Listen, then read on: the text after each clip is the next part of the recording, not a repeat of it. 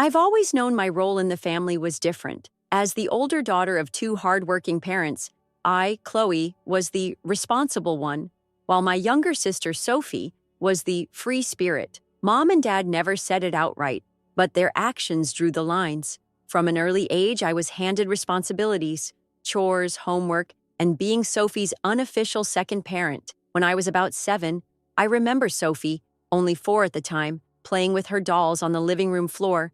Meanwhile, I was in the kitchen helping Mom prepare dinner. "Chloe, you're so helpful," she'd say, beaming, while Sophie's laughter filled the house. It didn't occur to me then that I had no choice in the matter. Sophie was little, and I was the big sister. That was the justification every single time. As we got older, the pattern solidified. By the time I was 10, I'd mastered all the household chores, scrubbing dishes, doing laundry, and vacuuming the house. Sophie? She'd spend her afternoons drawing and skipping rope. On the rare occasions I tried to speak up, Mom would shake her head. "Sophie's younger, Chloe. You're setting a good example." Setting an example felt like a thankless task. Even Dad, who was less vocal about dividing roles, added his expectations in quieter ways. He'd come home after work, ruffle Sophie's hair, and admire her latest crayon masterpiece before turning to me with the same question: "How were your grades today, Chloe?" It wasn't a conversation. It was a report card review. All A's, I'd say, and he'd nod approvingly before returning to Sophie, who had long abandoned her crayons for TV. By the time I was 12, I realized the disparity wasn't temporary. Sophie was treated like a delicate flower, and I was the family workhorse. If Sophie spilled juice on the carpet, I'd hear, "Chloe, why weren't you watching her?" If her homework wasn't finished, it became my fault for not helping her focus. My life became a cycle of doing her work while she enjoyed the freedom I never had. I thought about the sacrifices I made most vividly when I turned 14. Mom decided Sophie and I should share a room. At first, I was excited. I imagined late-night chats and sisterly bonding, but Sophie quickly turned our shared space into her playground. My desk became her drawing station, my favorite books, her art supplies, and my carefully organized closet a casualty of her endless dress-up sessions. Complaining was futile. "Sisters share," Mom would say, and I began to hate the word. Sophie, of course, knew how to take advantage of her position. One evening, as I cleaned the shared bathroom, she leaned against the doorframe, smirking. "You're just jealous," she said, "because Mom and Dad like me better." I wanted to tell her she was wrong, that I wasn't jealous. I was tired, but instead, I just looked at her, the mop heavy in my hand, and returned to scrubbing. The dynamic only worsened as we entered our teens. Sophie was messy and carefree, and I was expected to clean up her messes, literally and figuratively. On days I came home exhausted from school, she'd dump her books on the table and announce she needed help with her homework. Help, in Sophie's dictionary, meant me doing it while she texted her friends or watched YouTube. When I'd finally protest, Mom would swoop in with a familiar phrase, "Chloe, why isn't Sophie's homework done? You're supposed to help her." By the time I hit high school, I was desperate for an escape. College became my beacon of hope. I threw myself into academics, knowing it was my ticket out. Staying late at the library became my excuse to avoid home, where Sophie's privileges and my responsibilities were glaring. My hard work paid off when I turned 17. I received acceptance letters from several universities, including my top choice, Northside University, 4 hours away. It was a full scholarship, covering tuition, housing, and even a small stipend. I thought it was my golden ticket to freedom. The day I shared my news at the dinner table, I expected at least a flicker of pride from my parents. Instead, Mom frowned. "What about Sophie?" she asked. "She needs you here." Dad chimed in, reminding me of my duty to family. Sophie just sat there, scrolling through her phone with that infuriating smirk. My announcement felt like an intrusion into their world, not the achievement it was. That night, as I lay in bed, I stared at the ceiling and replayed the conversation in my head. I realized I had a choice.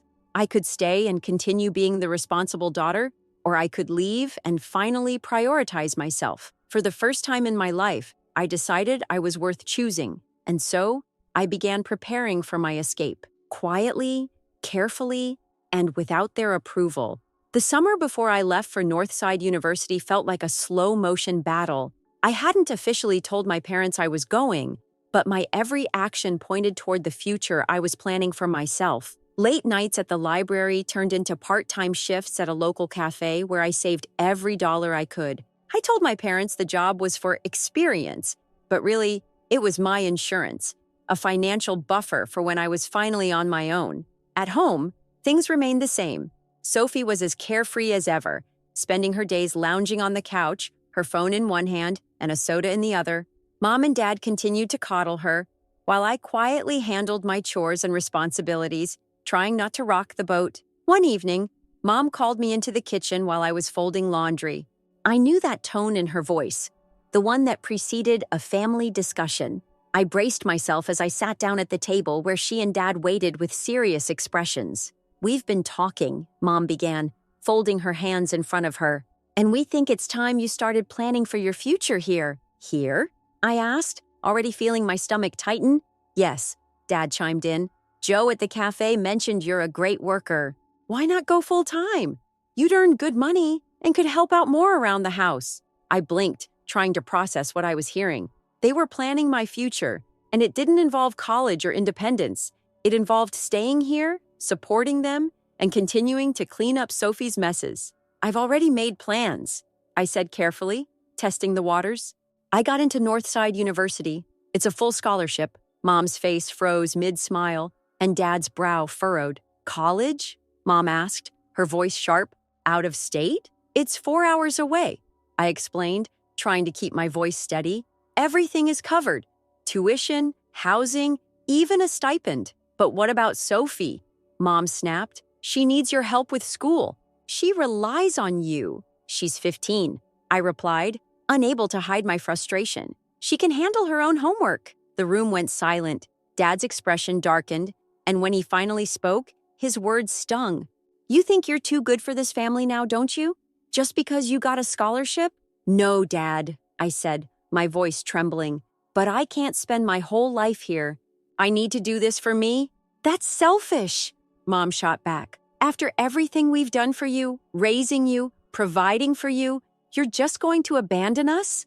I looked at them both, feeling a mix of anger and heartbreak. "I'm not abandoning you, but I have to live my own life." That conversation set the tone for the rest of the summer. My parents barely spoke to me except to give instructions or express their disapproval. Sophie, of course, capitalized on the tension, enjoying the spotlight as the good daughter. She'd make passive-aggressive comments about how some people only cared about themselves, while I quietly packed for my move. Despite the cold shoulder from my parents, I found solace in small victories.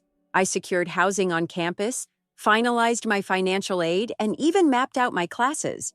Each step brought me closer to freedom, but leaving wasn't just logistical. It was emotional.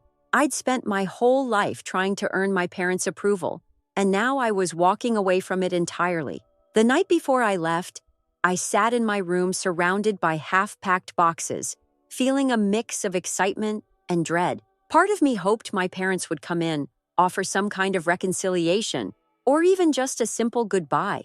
But the house was eerily quiet, save for the faint sound of Sophie's TV in the next room. The next morning, I loaded my suitcases into a borrowed car and stood in the kitchen doorway, ready to say goodbye. Mom was washing dishes, her back to me, and Dad was reading the newspaper. Sophie was nowhere to be seen. "I'm leaving now," I announced, my voice louder than I intended. Mom didn't turn around. "Okay," she said curtly, as if I'd told her I was running to the store instead of leaving for college. Dad didn't even look up from his paper. I waited for a moment, hoping for something, a hug, a word of encouragement, anything, but it never came. So I walked out the door and didn't look back. The drive to Northside felt surreal. Each mile that passed put more distance between me and the life I was leaving behind. By the time I arrived on campus, the weight I'd been carrying for years started to lift. My dorm room was small but clean, and my roommate, Emily, seemed kind and easygoing. For the first time, I had my own space, my own life. Classes started, and I threw myself into my studies. I majored in finance, fascinated by the world of numbers and strategies. For the first time, I was learning for myself, not to meet someone else's expectations. My professors praised my work ethic, and I even landed a part-time internship with a local firm. Every day felt like a step forward, a move closer to the life I wanted. Back home, things were complicated. I called once a week, out of obligation more than anything else. Mom would talk about Sophie, how she was finding herself, and how things were tough at home. Dad would chime in about bills piling up or the house needing repairs, all thinly veiled attempts to guilt me into helping. I listened but rarely responded. Sophie, of course, never missed an opportunity to remind me of my supposed betrayal. "Must be nice to live on a fancy campus while we're stuck here struggling," she'd say during our rare phone conversations. Her words stung, but I reminded myself that I had earned this. Every scholarship, every opportunity. I didn't owe anyone an apology.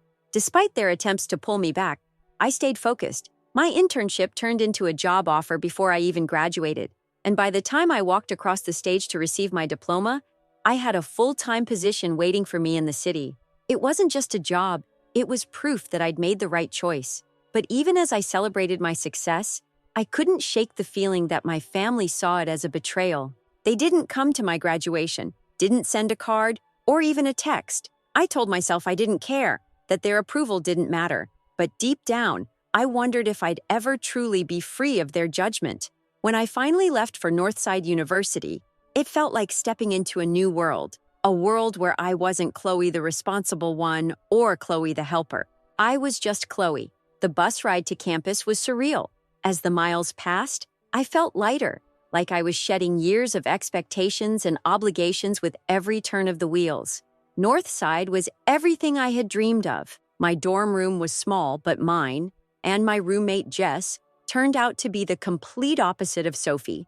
Jess was thoughtful, funny, and respected my space. She even asked before borrowing my stapler, something Sophie had never done in her life. It was a refreshing change. Classes were challenging but exciting. I was majoring in finance, and every lecture felt like a step closer to the life I wanted. For the first time, my hard work felt like it was paying off for me, not someone else.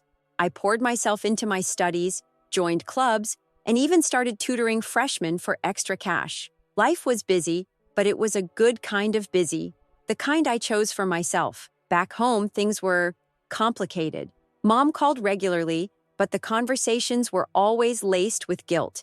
"Sophie misses you," she'd say, or "It's been hard keeping up without your help." Dad would occasionally get on the phone to remind me about family responsibilities, but I learned to keep those calls short. I was tired of being guilt-tripped into a role I'd outgrown. Sophie, on the other hand, barely acknowledged I was gone. Mom would sometimes mention her, usually to complain about how messy she was or how she wasn't taking school seriously. "She's just not like you," Mom would sigh, as if that explained everything. One weekend during my sophomore year, I decided to visit home. It had been over a year since I left, and despite the tensions, I missed certain things.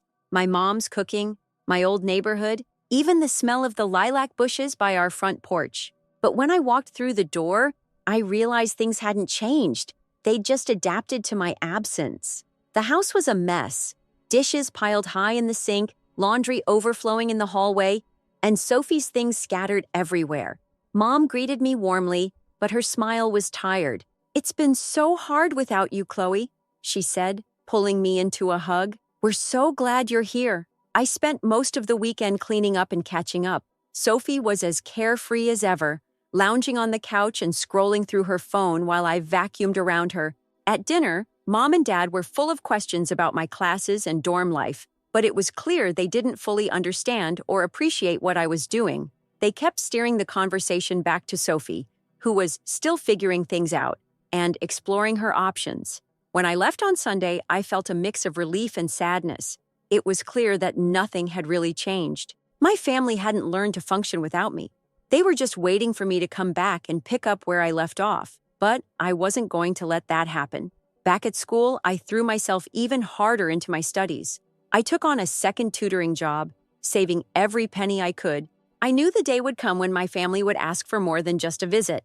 I needed to be ready to say no, and I needed to have the financial independence to make it stick. That day came sooner than I expected. In my junior year, Mom called with the usual guilt-laden tone. "Chloe, we're really struggling with the bills," she said. "Your dad's hours were cut, and Sophie's starting to think about college.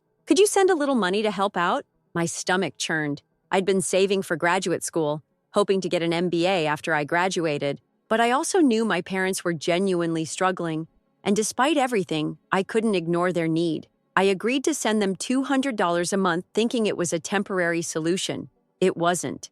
Over the next year, the requests became more frequent and the amounts larger. The car needs repairs. The water heater broke. Sophie needs new clothes for school. Every time I transferred money, I felt a little more resentful, but I couldn't bring myself to cut them off. Not yet. When I graduated, I was proud but cautious. I'd landed a great job at a financial firm in the city, but I knew my family's expectations would only grow. At the graduation ceremony, Mom and Dad beamed as they took photos with me. Sophie barely looked up from her phone. "We're so proud of you," Mom said, squeezing my hand. "You've worked so hard." But as we drove to the celebratory dinner, the tone shifted. "Now that you're working," Dad began, "it'll be easier for you to help out more. The house needs some serious repairs, and Sophie could really use some guidance as she figures out her next steps." I nodded, smiling politely, but inside, I was furious. They didn't see me as an adult with her own life. They still saw me as the fixer, the responsible one, the one who would always pick up the slack. I decided then and there that things had to change. I didn't know how yet, but I knew I couldn't keep living under their thumb. For now, though, I played along. It was easier than fighting, and I needed time to figure out my next move. Life after college felt like a revelation. I had my degree, a stable job as a financial analyst, and for the first time, a small but comfortable apartment to call my own. The freedom was intoxicating. No more chores that weren't mine.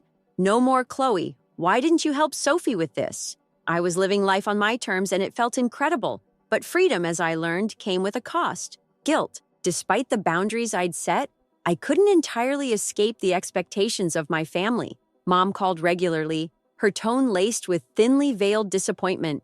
"You know, the bills are piling up here, Chloe," she'd say, and I'd feel the familiar weight of obligations settle over me. Dad, ever the silent enforcer, would occasionally pipe in, reminding me of how tight things are at home. Even Sophie, who still hadn't found a job at 22, dropped hints about wanting new clothes or gadgets, as if I were still responsible for her. I tried to resist at first, sending only the occasional check to help with groceries or utilities. But the calls grew more frequent, more desperate. "The property taxes have gone up," Mom would say, "and your father's hours have been cut again." Each plea chipped away at my resolve until I found myself sending money monthly, $500 here, $1,000 there. At first, it seemed to help. The calls became less frequent, the guilt easier to manage. I convinced myself I was just being a good daughter. Then came the day that changed everything. It started innocently enough. I'd recently been promoted to senior financial analyst, a role I'd worked tirelessly to earn, and made the mistake of mentioning it to Mom during one of our calls. "That's wonderful, Chloe," she said, her voice unusually sweet. "We're so proud of you." The pride didn't last long. Within hours, she'd organized a celebratory dinner at the house. "It'll be perfect," she said. "Just the family." I should have known better, but I went anyway, hoping for a quiet evening. What I walked into was far from quiet. The house was packed with relatives and friends, all admiring the newly renovated living room. Fresh wallpaper, gleaming hardwood floors, and modern furniture, it looked like something out of a magazine. I should have felt proud, but instead, I felt sick. Every inch of the renovation had been funded by me, yet Mom and Dad were soaking up the compliments as if it were their accomplishment. "It was a long time coming," Mom said, beaming. "We've put so much effort into making this place feel like home again." Not once did they mention my name. Not once did they acknowledge that I'd footed the bill for every improvement. I stood there in silence, feeling like an intruder in the very house I'd helped rebuild.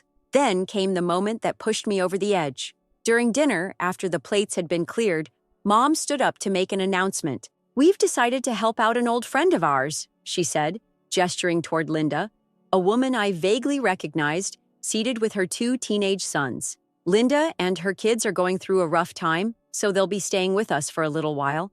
I was surprised but didn't think much of it, until Mom added, "And they'll need a proper room, so Chloe, we've decided they'll take yours." I froze. "What?" Mom's smile faltered. but only for a moment. It's just for a little while, sweetheart. You can stay on the pull-out couch in the living room. Linda and her boys need the space more than you do." The room fell silent. Sophie looked up from her phone for the first time all evening, a smirk playing on her lips. Dad avoided my eyes, while Linda and her kids shifted uncomfortably in their seats. "No," I said firmly, my voice cutting through the tension.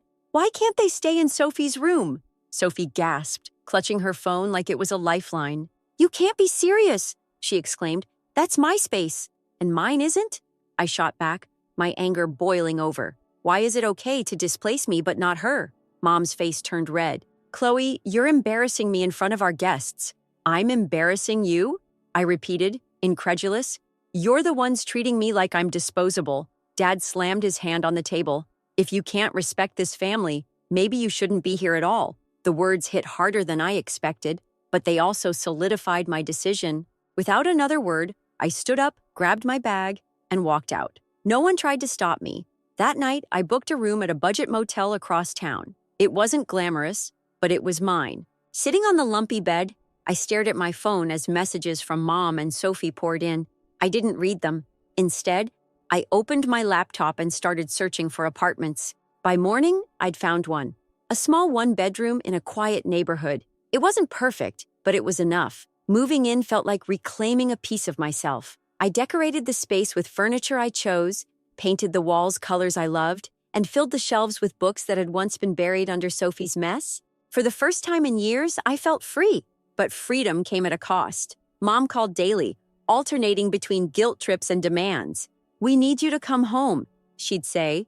"The bills are piling up." Sophie sent passive-aggressive texts about how hard things were now that I wasn't helping out. Dad left terse voicemails, reminding me of my family duties.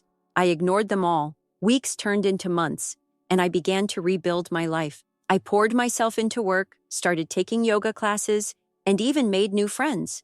Slowly but surely, the guilt began to fade. For the first time in my life, I was choosing myself, and it felt incredible.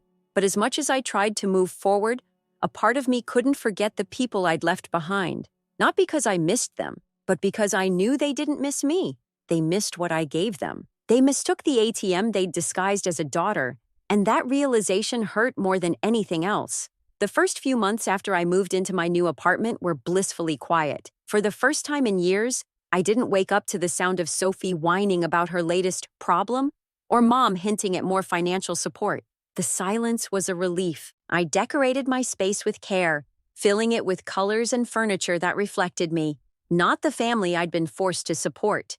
Every corner of my apartment felt like a declaration of independence. But the peace didn't last. Mom started calling incessantly, leaving messages that swung between guilt and anger. "Do you know how hard it is here without your help?" she'd say in one voicemail, only to accuse me of being ungrateful in the next. Sophie chimed in with texts, passive-aggressively mentioning how stressed she was because of my abandonment. I tried to ignore them, but the weight of their expectations loomed. Every call, every message, every attempt to pull me back into their orbit reminded me of the years I'd spent bending under the pressure. The difference now was that I didn't have to answer, and for the first time, I didn't. Weeks passed, and the calls began to slow. I learned from mutual friends that the cracks in my family's carefully maintained facade were beginning to show. The financial strain I'd once shouldered entirely on my own had finally fallen on them. Mom and Dad were struggling to keep up with the bills, and Sophie, after years of freeloading, had been forced to take a job as a cashier at a local supermarket. Hearing about Sophie's job was a strange mix of validation and pity. Part of me wanted to feel smug. After all, she was finally experiencing a fraction of the responsibility I'd carried for years. But another part of me felt sorry for her. She'd never been taught to fend for herself, to work hard, to earn anything. And now, without me around to pick up the slack, reality was hitting her hard. One afternoon, Mom left a voicemail that caught me off guard. "Chloe," she said, her voice quieter than usual, "I know things have been tense, but we need to talk. I miss you." For a moment, I considered calling back. Maybe, just maybe, she'd realized how much she'd taken me for granted. But then she added, "We're behind on the mortgage. Can you send something to help?" The sadness I felt in that moment was deeper than anger. I wasn't surprised. It was always about money with them, but I was disappointed. They didn't miss me. They missed what I could provide. I deleted the voicemail and went back to my day. Despite the constant reminders of my family's struggles, my life continued to flourish. I poured myself into work, earning another promotion that came with a significant raise. I joined a book club, started attending yoga classes regularly, and even adopted a rescue dog I named Leo. My life was full in ways I'd never imagined, and the absence of my family's demands left room for me to focus on what truly mattered. Then, one day, I ran into an old family friend at the grocery store. She greeted me warmly, but her next words were tinged with disapproval. "Your parents have been telling everyone how much they're struggling," she said. "They're heartbroken about you leaving." I forced a polite smile and nodded, but inside, I was fuming. It was classic mom and dad, painting themselves as the victims, omitting the years of manipulation and exploitation I'd endured. I wanted to tell her the truth, to lay bare the reality of my family dynamic, but I held back. Let them have their version of events. I knew my truth, and that was enough. Later that night, as I sat in my living room with Leo curled up at my feet, I thought about my family's narrative. They would never see me as anything but a resource, a means to their ends. And that was okay. I didn't need their approval anymore. My life was mine now. And for the first time, I felt no obligation to justify it to anyone. That realization was freeing. It was the final step in letting go of the guilt, the resentment, and the ties that had bound me for so long. I had chosen myself, and it was the best decision I'd ever made. By the time I moved into my first apartment in the city, I felt like I'd finally shed the weight of my old life. It was a small one-bedroom place in a modern complex, with sleek appliances and sunlight streaming through the windows. For the first time, I could decorate however I wanted, cook whatever I liked, and live entirely on my own terms. It was freedom in its purest form. Work was going well. My hard-earned degree and relentless drive were paying off, and within a year, I was promoted to senior financial analyst. My boss praised my attention to detail and ability to solve problems under pressure, traits I'd honed in a household where nothing was ever good enough. The six-figure salary I earned was more than my parents had ever made combined. I could finally afford luxuries I'd only dreamed of: trips with friends, dinners at nice restaurants, and a growing savings account that symbolized my independence. Despite the success, I kept my distance from my family. Calls from mom and dad became less frequent, though when they did come, they were laced with guilt. "Your sister's trying to find her path," Mom would say, thinly veiling a request for money. "It's hard for us to make ends meet with all the bills piling up." I'd feel the familiar pang of guilt, but I reminded myself that I'd done more than enough. They'd made their choices, just as I'd made mine. Everything came to a head during the holiday season. It was my first Christmas in my new apartment, and I decided to host a small dinner for friends. The day before the gathering, I got an unexpected call from Dad. "You're coming home for Christmas, right?" he asked, his tone more demanding than curious. "No," I said calmly. "I have plans here." There was a pause, then the familiar sigh. "Your mother's not happy about this. It's been tough around here, and we could use some help. The least you could do is come home." I took a deep breath, feeling the years of manipulation creeping back. "Dad, I've helped more than enough. I've paid for renovations, groceries, and bills, and I've sacrificed more than I care to admit. But I'm done. You and Mom need to figure things out without me." "You're abandoning your family," he snapped, his voice rising, "after everything we've done for you." "I'm not abandoning anyone," I said, my voice steady. "I'm choosing myself." I hung up before he could respond.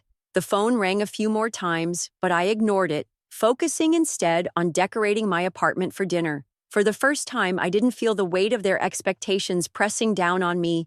I felt free. The next few weeks were quiet. I heard from mutual friends that my parents were telling anyone who would listen about how ungrateful I was, spinning stories of sacrifice and betrayal. Sophie, apparently, had taken a job at a retail store but was struggling to keep it, claiming the hours were unreasonable and the work demeaning. I didn't feel sorry for her. For years, I'd carried the weight of the family, and now it was her turn to face reality. Over time, the calls and messages stopped. My life moved forward. New projects at work, travel adventures with friends, and even a burgeoning relationship with someone who respected my independence. I was finally living the life I'd fought so hard to build. Looking back, I realized that leaving wasn't just about escaping a toxic environment, it was about reclaiming my worth. My parents had conditioned me to believe that my value lay in how much I could give, how much I could sacrifice. But now, I knew better. My worth wasn't tied to their approval or their needs. It was mine to define. I don't know if I'll ever reconcile with my family. Maybe one day they'll realize what they lost, or maybe they won't. Either way, I found peace in knowing I made the right choice for myself, and that's enough.